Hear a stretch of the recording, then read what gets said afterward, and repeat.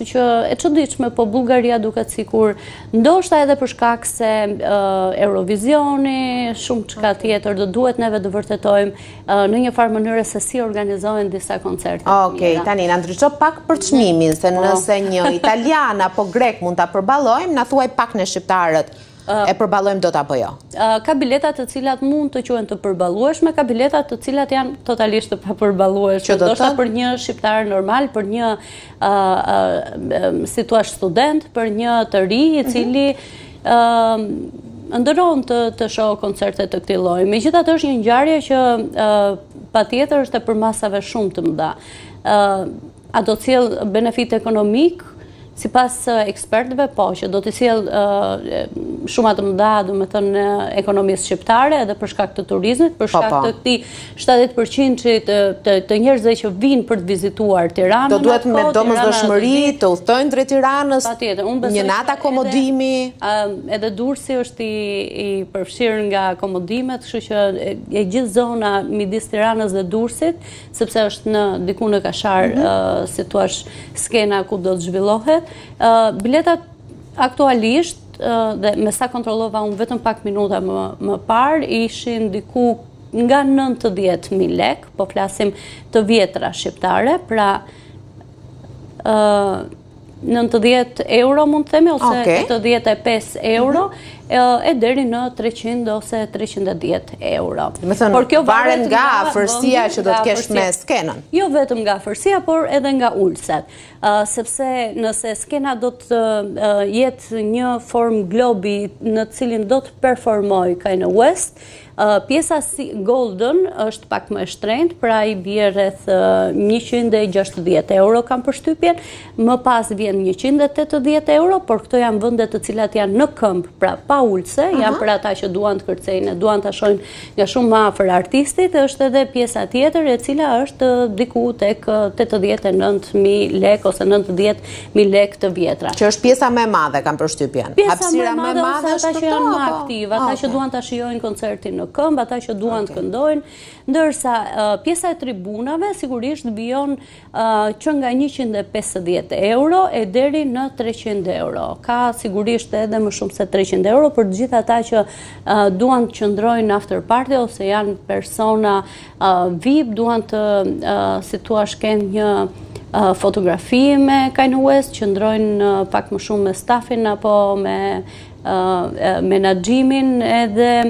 Kështu që ka bileta nga një... Ja tek po e shohim edhe planin, se si janë të shpërndarë, dhe me thëmë për të gjithë interesuarit? Po, nëse e shohim në mes, është pjesa e globit. Në thëmë skena do tjetë në qëndër.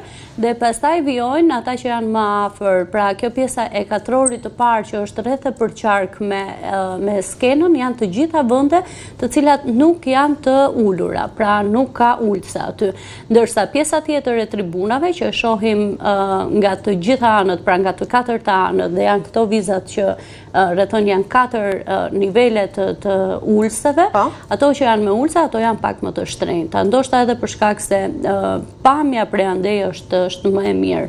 Dhe unë po shoh last tickets, dhe me thëmë biletat e fundit thuajse në çdo kategori. Më thuaj pak sa janë shitur. Dhe me thëmë nga 60.000 bileta, sa mund të jenë shitur? Deri tani, se kam përshtypjen që ka dhe 2 javë kohë, mjaftueshëm për ndonjë që ka dilema, po... Po, patjetër, rreth 80% e biletave janë shitur, më thanë mua, nga informacionet e fundit që kam 80% e biletave janë shitur, po si gjithmonë besoj që shqiptarët janë të fundit. Pra nëse kemi këtë planifikim të huajve që i blejmë biletat shumë herë për shkak të early birding që i quhen zakonisht bileta pak më të lira, pa diskutim për shqiptarët ne nuk e kemi të tradit, kujtojmë gjithmonë javën e fundit. Ose presim javën e fundit, jo se kujtojmë. Po, presim javën e fundit, presim që të ulen çmimet, dhe në fakt, ç'është e vërteta, tregu i koncerteve në Shqipëri ka treguar që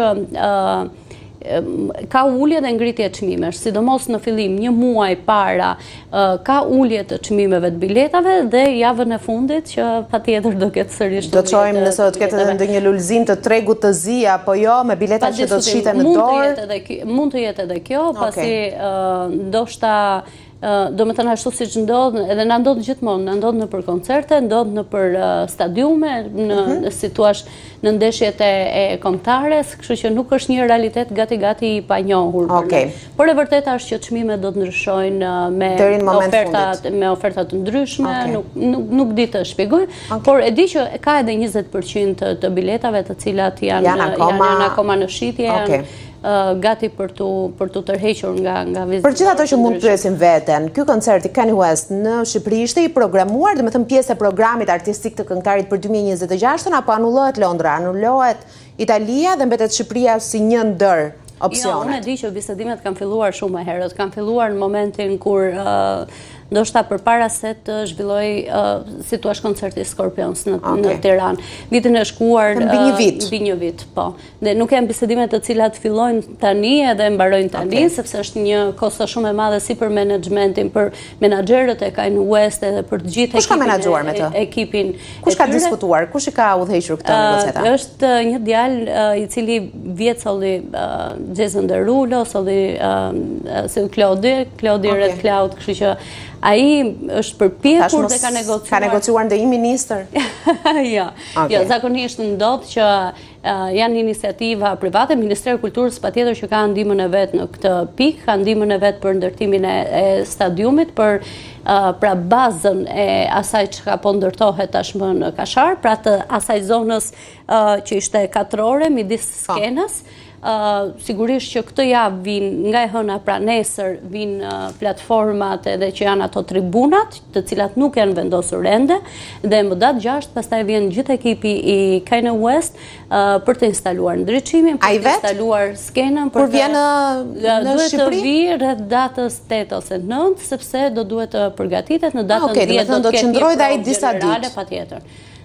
Ambienti pastaj se ku do të qëndrojë? Datën 10 jo, nuk e kemi zbuluar, nuk e zbulojmë dot ende. Megjithatë sapo ta marr. Kam përshtypjen që ka kuriozitet se në gjithë botën kur mësohet vendi, hoteli ku qëndron këngëtari, i shkojnë edhe aty poshtë. Ne kemi un po them disa nga artistët, domethënë që kemi pritur këtu, Jason Derulo ka qenë pranë Kalas së Tiranës aty tek plaza, ndërkohë që Scorpionsat kanë qenë këtu tek stadiumi i ri, kështu që nuk kemi probleme me akomodimin e... Dhe një surprizë, dhe një emër tjetër i madh i skenës botërore që do të presim këtë verë, apo do ta kemi të vakët? Jo, nuk do ta kemi të vakët, sepse njerë pas 11 korrikut që është Kanye West, besoj që të gjithë Europa do i ketë syt nga Prishtina, se është Sunny Hill Festivali Dua Lipës,